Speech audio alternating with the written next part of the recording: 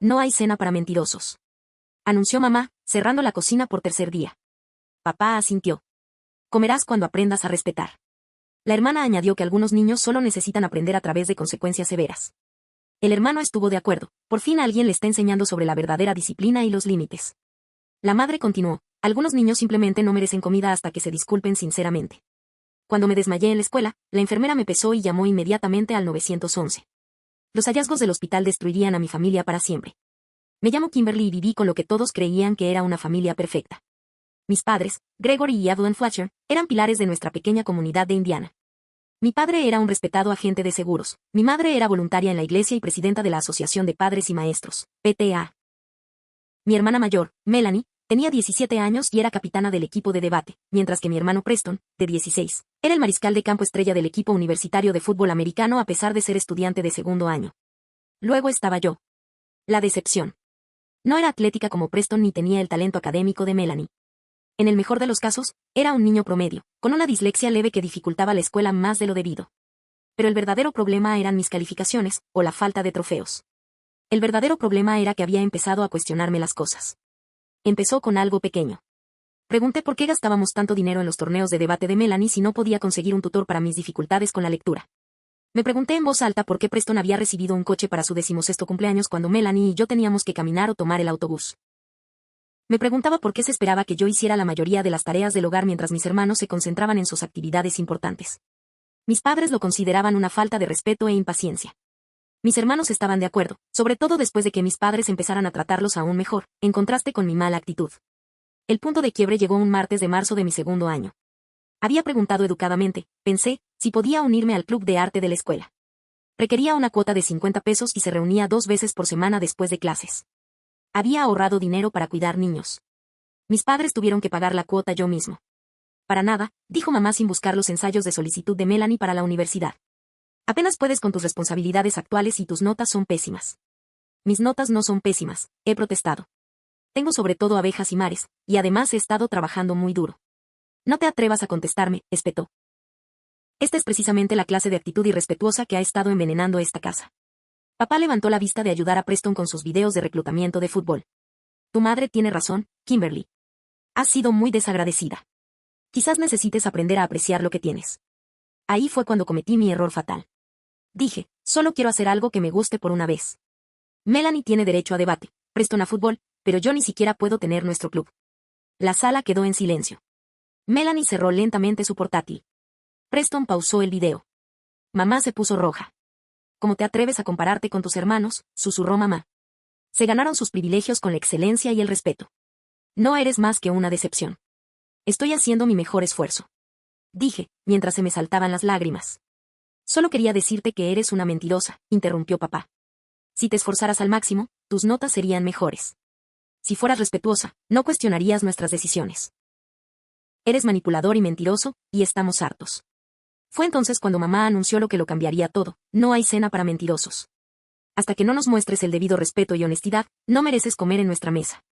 La miré en estado de shock. No puedes hablar en serio. Totalmente en serio, dijo papá, asintiendo con aprobación. Comerás cuando aprendas a respetar. Melanie intervino con una sonrisa satisfecha. Algunos niños solo necesitan aprender a través de consecuencias severas. Quizás esto finalmente te enseñe algo de gratitud. Preston asintió con seguridad, como si estuviera impartiendo sabiduría ancestral, como si finalmente alguien le estuviera enseñando sobre la verdadera disciplina y los límites. Mamá continuó, luciendo casi complacida consigo misma. Algunos niños simplemente no merecen comida hasta que se disculpan sinceramente y cambian su actitud por completo. Me enviaron a mi habitación mientras cenaban. Podía oler el asado y oír sus risas resonando por toda la casa. A la mañana siguiente, bajé con la esperanza de que me hubieran dado una lección retorcida.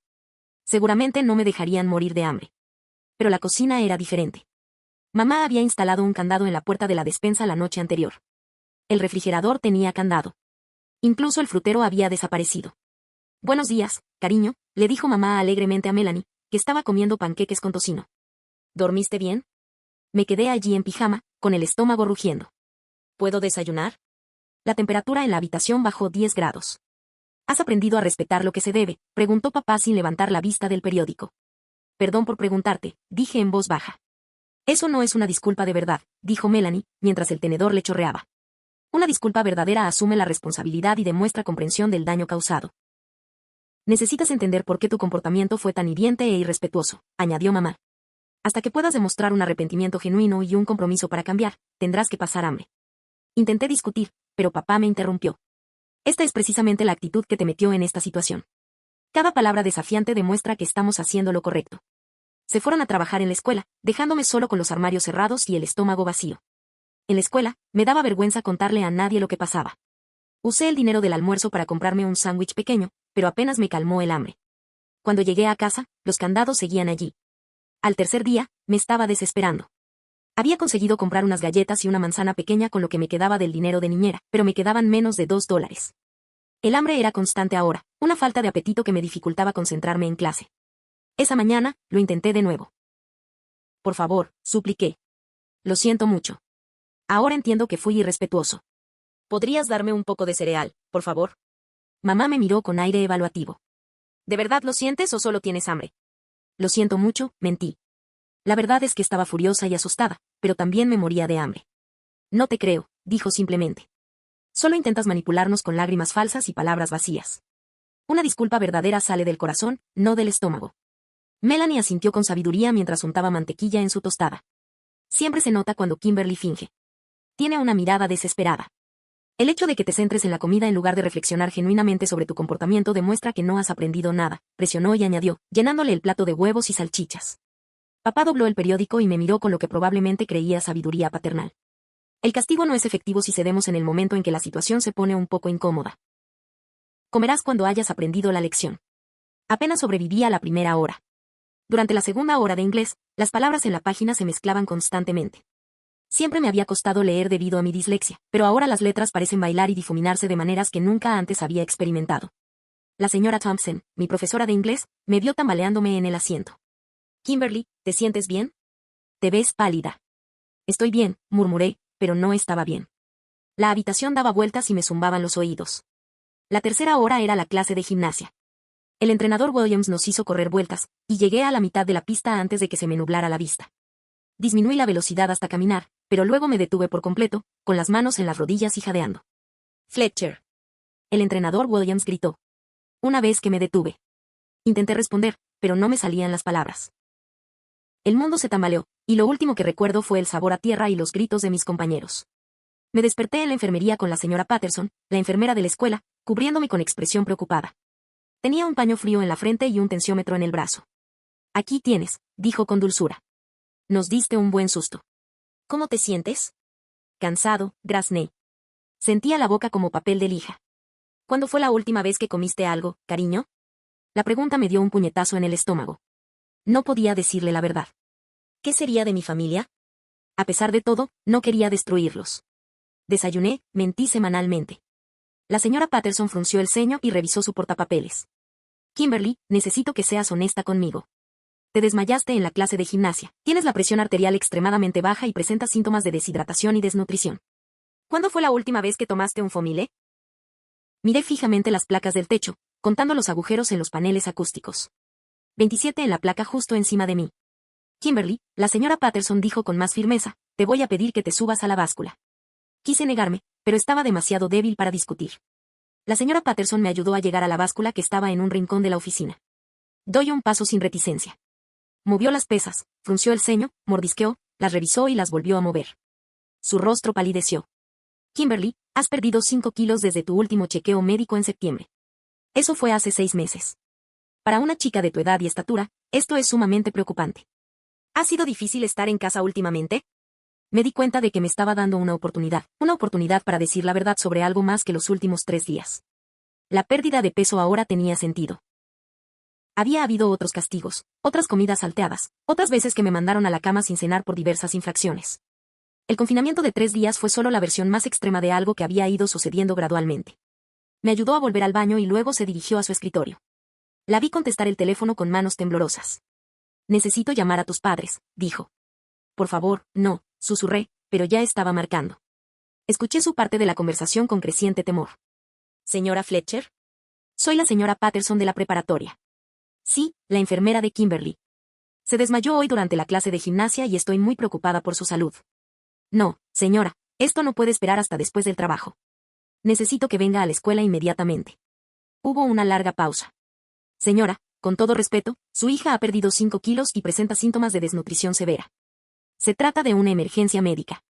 Sí, entiendo que está ocupada, pero señora Fletcher, si no puede venir a la escuela en la próxima hora, estoy obligada por ley a llamar a emergencias.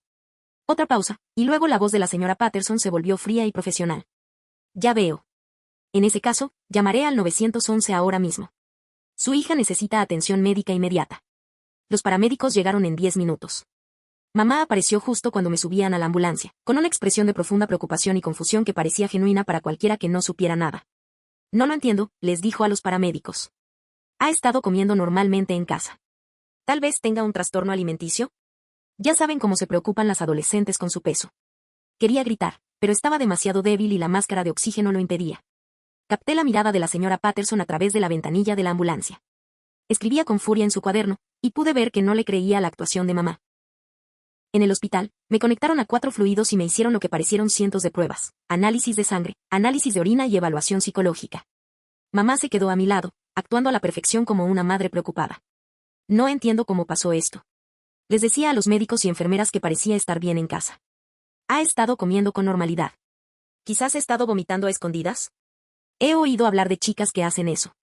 La doctora Cruz, la médica de cabecera, era una mujer de mediana edad con una mirada amable y sin paciencia para tonterías. Le pidió a mamá que saliera mientras me examinaba.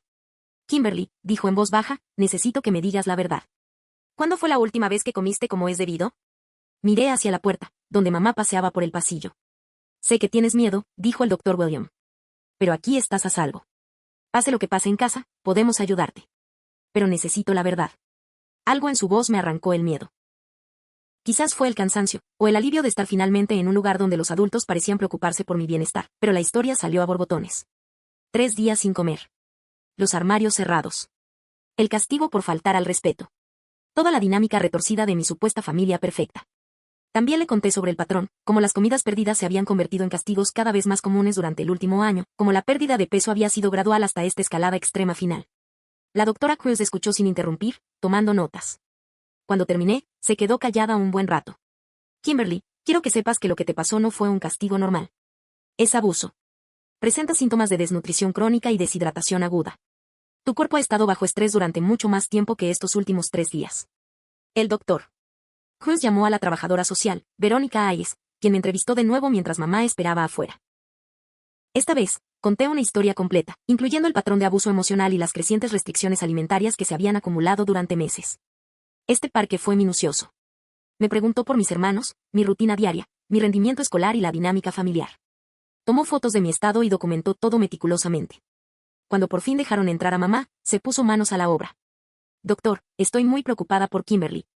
Últimamente se ha portado mal, mintiendo, siendo irrespetuosa. Me pregunto si busca llamar la atención. ¿Quizás dejó de comer para preocuparnos?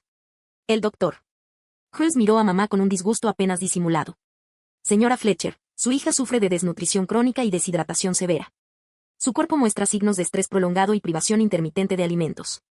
Este nivel de pérdida de peso y deterioro físico no se produce tras 3 días de una muerte normal de adolescente. Pero comía en casa, insistió su madre. Yo le preparaba la comida. ¿Quizás la tiraba cuando no mirábamos?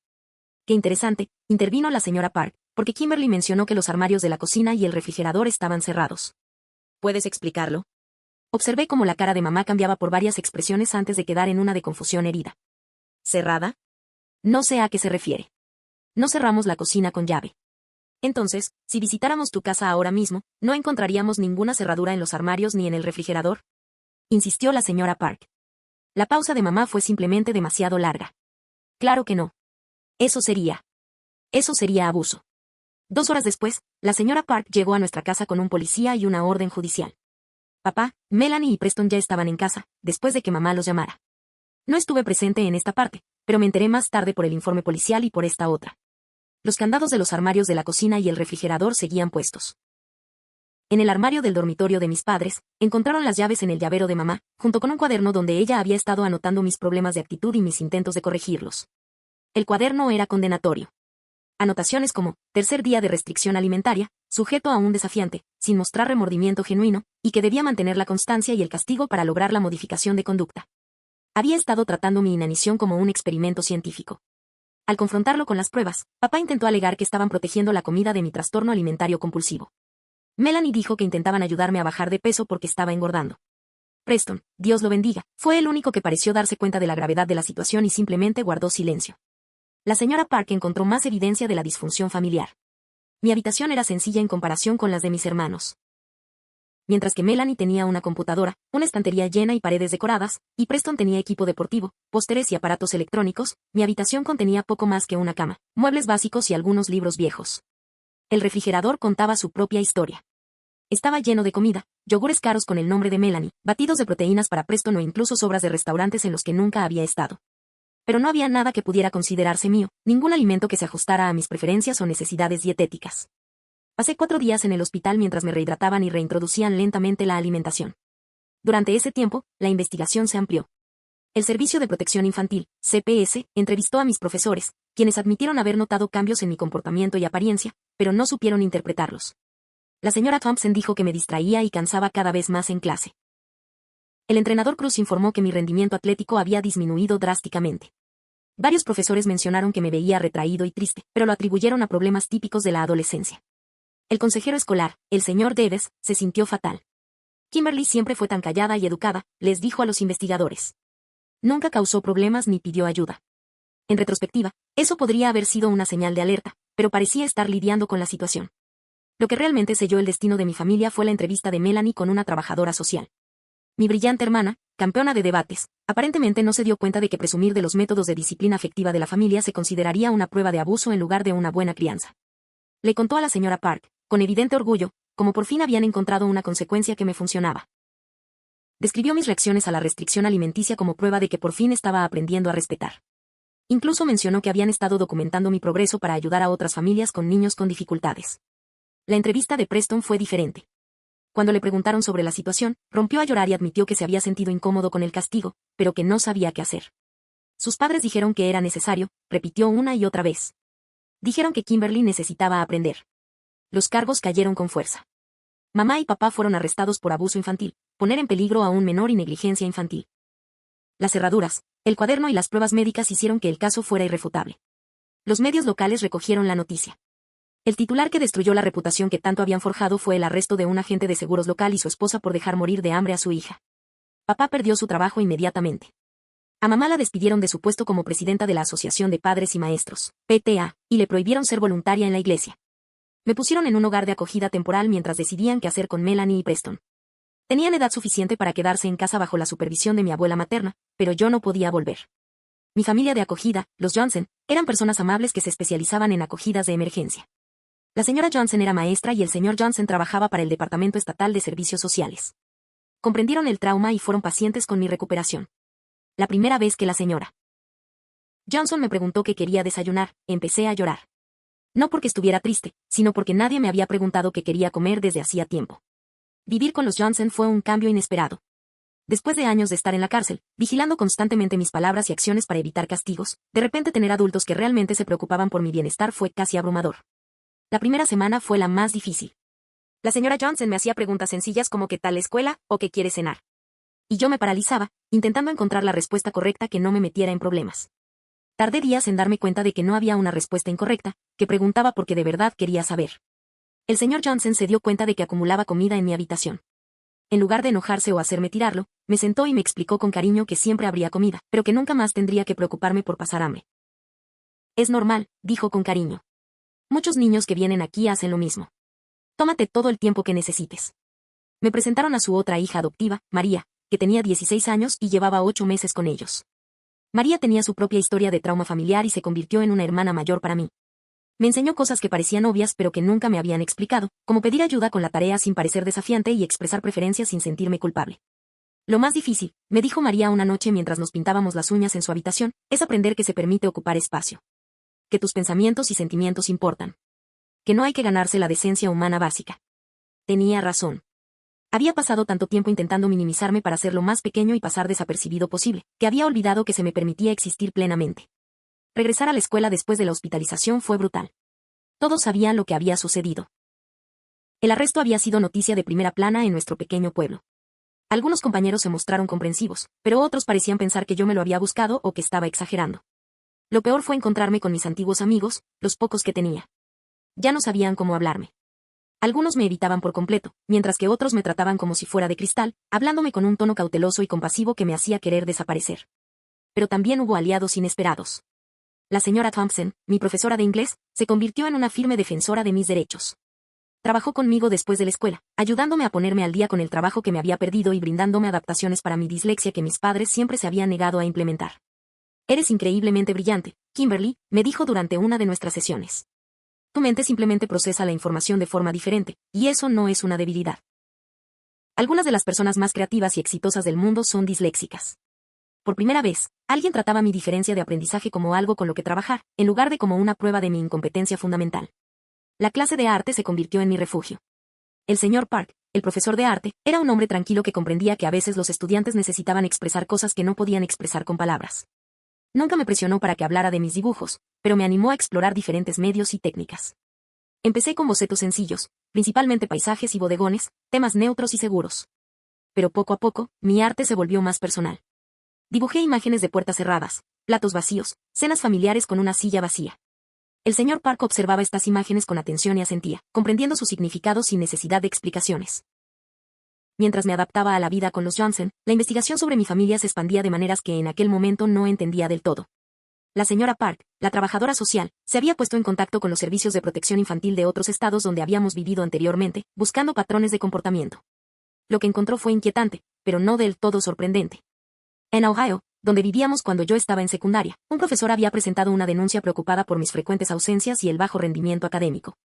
Se investigó la denuncia, pero mis padres se mostraron encantadores y cooperativos, y yo tenía demasiado miedo de decir la verdad. El caso se cerró sin más. En Kentucky, donde vivimos brevemente cuando yo cursaba séptimo grado, un vecino llamó a los servicios de protección infantil, CPS, tras oír lo que parecía un castigo excesivo, gritos, llantos y lo que el vecino describió como un niño pidiendo comida. Una vez más, la investigación no llegó a ninguna parte porque tenía demasiado miedo de hablar, y mis padres lo justificaron como un trauma adolescente normal. La señora Park también entrevistó a familiares. Mi abuela materna, Rose, se derrumbó durante la entrevista y admitió que llevaba años preocupada por nuestra dinámica familiar, pero que no sabía qué hacer. Evelyn siempre fue controladora, le dijo la abuela Rose a la señora Park.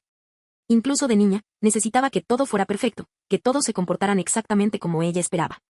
Cuando se convirtió en madre, la vi volverse cada vez más rígida, sobre todo con Kimberly. Describió visitas en las que parecía ansiosa y retraída, donde mis padres criticaban todo lo que hacía mientras elogiaban excesivamente a Melanie y Preston. Había intentado hablar con mamá sobre ello una vez, pero se enojó tanto que amenazó con cortar el contacto por completo.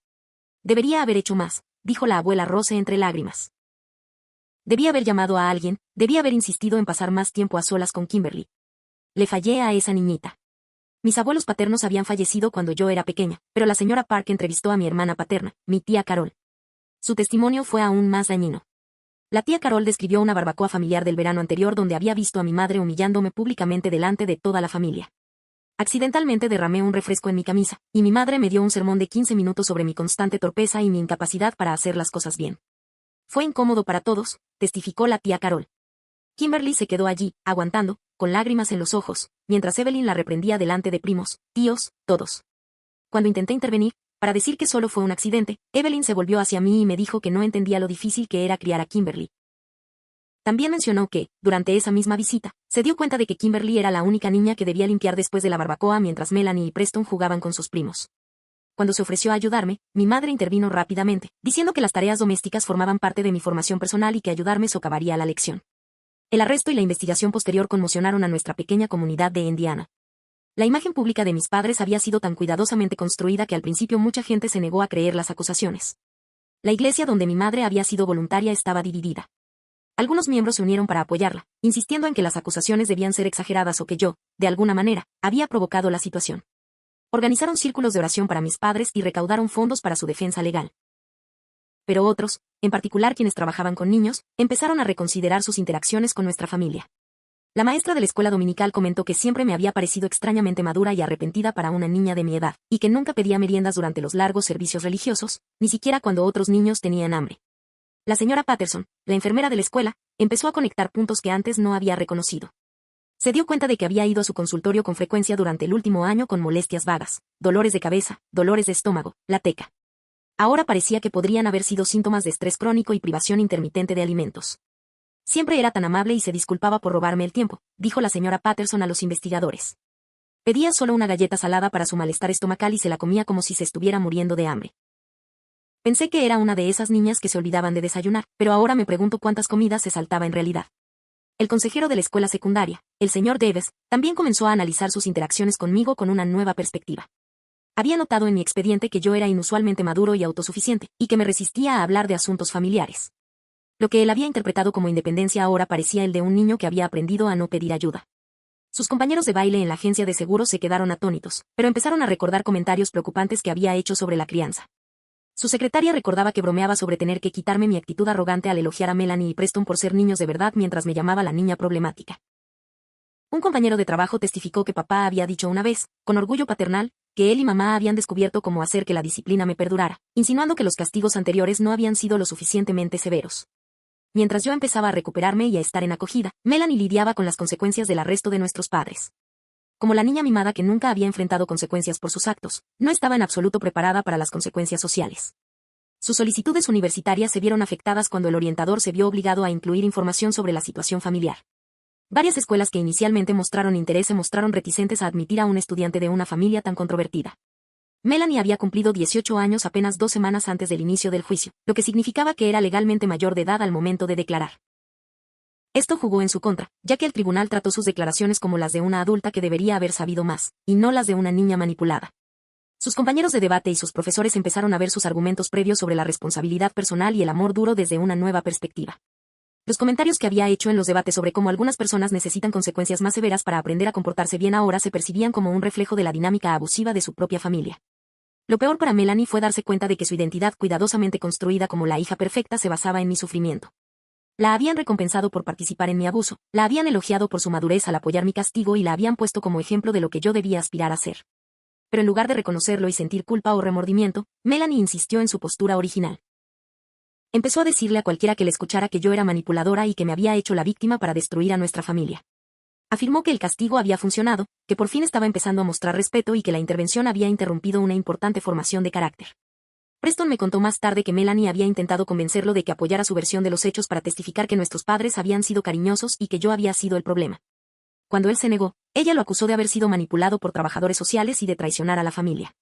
Su incapacidad para aceptar la responsabilidad o mostrar empatía por lo que yo había padecido se convirtió en otra prueba que la fiscalía utilizó para demostrar el alcance de la disfunción familiar. Durante su declaración, el abogado de Melanie le aconsejó repetidamente que dejara de hacer declaraciones que justificaran el abuso. La experiencia de Preston fue completamente diferente a la de Melanie. La culpa que sentía por su participación en mi abuso era abrumadora, pero en lugar de negarlo, se dedicó a comprender cómo había sucedido y cómo evitar que volviera a ocurrir.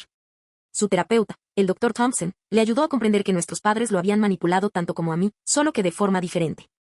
Mientras yo era un chivo expiatorio, a él lo habían preparado para ser un facilitador, lo habían recompensado por consentir el abuso y lo habían hecho sentir especial por su obediencia. Podrían creer que lastimar a tu hermana en realidad la ayudaba, explicó el Dr. Thompson. Esa es una forma de manipulación psicológica llamada desapego moral. Te convencieron de que la crueldad era bondad, que el abuso era disciplina. Preston empezó a leer todo lo que pudo sobre dinámicas familiares, abuso y trauma. Aprendió sobre conceptos como la triangulación, donde los padres se enfrentan a sus hijos entre sí, y la parentificación, donde los niños se ven obligados a asumir responsabilidades y perspectivas adultas. Me escribió cartas, largas y sinceras disculpas que reconocían no solo lo que había hecho, sino también por qué estaba mal y cómo planeaba mejorar. No puso excusas ni intentó minimizar su responsabilidad. Asumió toda la responsabilidad y se comprometió a enmendar el daño. Sé que no puedo reparar el daño que causé, escribió en una carta. Sé que disculparme no borra las veces que comí mientras tú tenías hambre, ni las veces que estuve de acuerdo cuando mamá y papá te llamaron irrespetuoso. Pero quiero que sepas que ahora lo veo claro y que me dedicaré el resto de mi vida a asegurarme de que algo así no vuelva a ocurrir. Preston también empezó a hablar públicamente sobre lo sucedido, a pesar del coste social. Concedió entrevistas a canales de noticias locales, hablando sobre cómo se puede manipular a los niños para que participen en abusos y sobre la importancia de que los jóvenes alcen la voz cuando ven algo incorrecto. Al principio, sus compañeros de fútbol lo criticaron duramente, llamándolo comerciante familiar y diciendo que debería haber mantenido en privado los asuntos familiares. Pero Preston se mantuvo firme, explicando que proteger a los abusadores nunca fue más importante que proteger a las víctimas. Mi hermana casi muere, le contó a cualquiera que criticara su decisión de testificar. Ella se moría de hambre en nuestra casa mientras nosotros cenábamos y lo llamábamos disciplina. Si no vale la pena hablar de eso, ¿qué lo vale?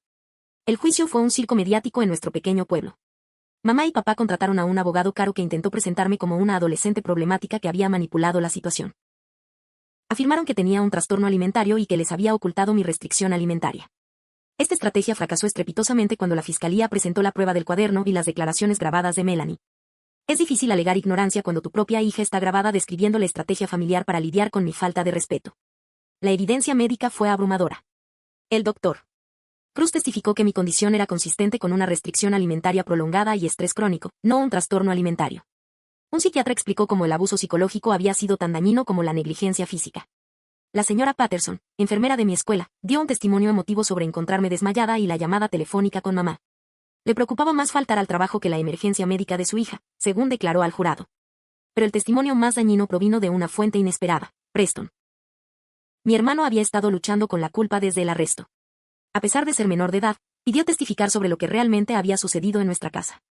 Su testimonio fue devastador. Me hizo sentir como si estuviera ayudando a Kimberly. Dijo, con lágrimas corriendo por su rostro. Dijeron que necesitaba mano dura para ser mejor persona. Pero yo veía que estaba cada vez más delgada y triste, y no hice nada para detenerla. Me describió las cenas familiares donde hablaban de mis problemas de actitud mientras yo estaba encerrada en mi habitación. Habló de cómo mamá y papá los elogiaron a él y a Melanie por apoyar el proceso de aprendizaje de Kimberly. Admitió que había disfrutado de la atención especial y los privilegios que conllevaba ser un buen niño. Sabía que estaba mal, sollozó. Pero hicieron que pareciera que le estábamos ayudando. Nunca me perdonaré por no haber dicho nada. Mi madre fue condenada a 3 años de prisión por maltrato y negligencia infantil. Papá recibió 2 años y medio.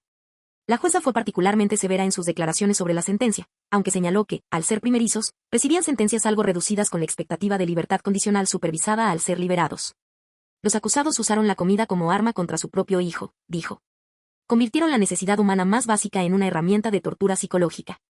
Involucraron a sus otros hijos en este abuso, enseñándoles que la crueldad podía justificarse como disciplina. Un grado de premeditación, como lo evidencian el cuaderno y el enfoque sistemático, demuestra una cruel indiferencia por el bienestar de su hija que conmueve la conciencia. Melanie y Preston fueron puestos en terapia. Melanie, que tenía 18 años en el momento del juicio, se esforzaba por comprender por qué todos trataban a nuestros padres como criminales. Creía sinceramente que me estaban ayudando a ser mejor persona. Preston, por otro lado, estaba devastado por la culpa. Empezó a ver al terapeuta especializado en trauma familiar y poco a poco empezó a comprender cómo lo habían manipulado para participar en mi abuso. Me quedé con los Johnson el resto de mi segundo año, todo el tercero y todo el último. Me ayudaron a ponerme al día académicamente, brindándome el apoyo adecuado para mi dislexia y trabajando con mis profesores para adaptarme a mis necesidades de aprendizaje. Por primera vez en mi vida, mis dificultades recibieron apoyo en lugar de castigo. Cuando tenía dificultades con las tareas de lectura, la señora Johnson se sentaba conmigo y me ayudaba a resolverlas. Cuando me sentía abrumada, el señor Johnson me recordaba que sanar lleva tiempo y que no tenía que ser perfecta. Recuperé el peso que había perdido, y un poco más a medida que mi cuerpo se recuperaba del hambre. Y lo más importante, empecé a recordar lo que se sentía al sentirse segura. Los Johnson me animaron a dedicarme al arte, el interés que había desencadenado toda esta pesadilla.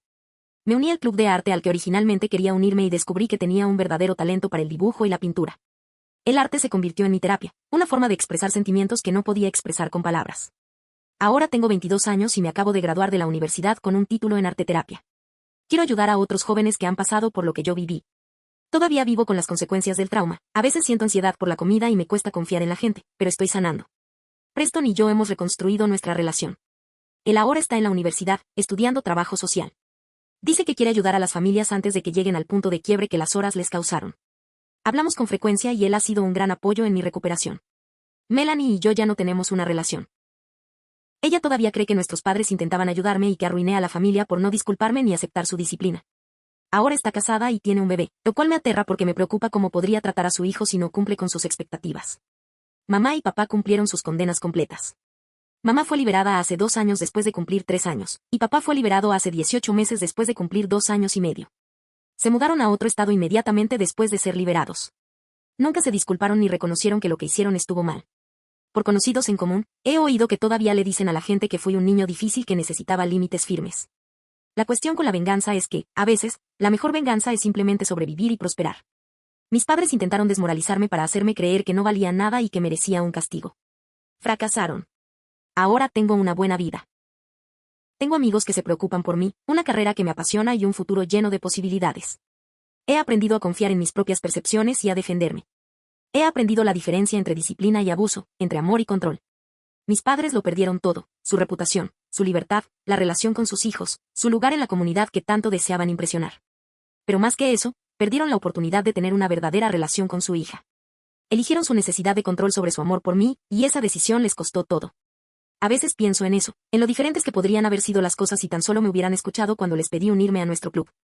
Si hubieran visto mi solicitud como una señal de creciente independencia que cultivar en lugar de una rebeldía que aplastar. Si me hubieran amado por quien soy en lugar de intentar obligarme a ser quien querían que fuera. Pero no puedo cambiar el pasado. Solo puedo asegurarme de que el ciclo termine conmigo. Si eres un niño que está pasando por algo similar, por favor, recuerda que lo que te está pasando no es normal y no es tu culpa.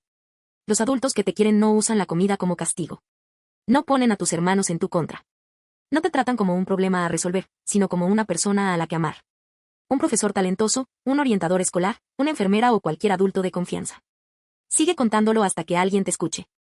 Mereces ser alimentado, estar seguro y ser amado incondicionalmente. Si eres padre o madre y lees esto, recuerda que tus hijos no son extensiones tuyas. Son personas individuales con sus propios pensamientos, sentimientos y necesidades. La disciplina debe enseñar, no destruir. El amor debe elevar, no destruir. Y si ves señales de abuso, por favor, denuncia. La señora Patterson me salvó la vida con esa llamada. Tú también podrías salvar una vida.